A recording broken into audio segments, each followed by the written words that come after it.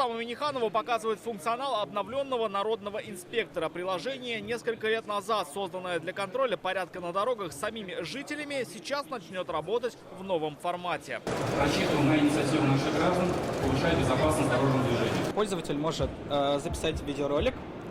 Он нажимает кнопку «Записать видео» в главном окне приложения. Как будет работать обновленный народный инспектор, демонстрируют разработчики. Длина видеоролика должна быть не больше 30 секунд. На кадрах должны быть отчетливо видны автомобили и его госномер. Пользователи, которые снимут нарушение, получат за это 25% от штрафа нарушителя. За фиксацию помехи, движения пешеходов, проезд на запрещающий сигнал светофора, выезд за стоп-линию на красный, движение по встречной полосе, использование телефона во время движения, непристегнутый ремень безопасности и сброс мусора из окна машины от 230 до 1440 рублей. Отправляется заявку рассматривает сотрудник ГИБДД, и если сотрудник ГИБДД принимает решение, что необходимо наложить постановление об административном правонарушении, то 25% от суммы штрафа направляется гражданину, который зафиксировал это нарушение. То есть, допустим, если 1000 рублей штраф, то 250 рублей возвращается гражданину на его дебетовую карту живыми деньгами. Сегодня же обновленный сервис презентовали на круглом столе по безопасности дорожного движения на полях Казань Digital Week. Вовлечь наших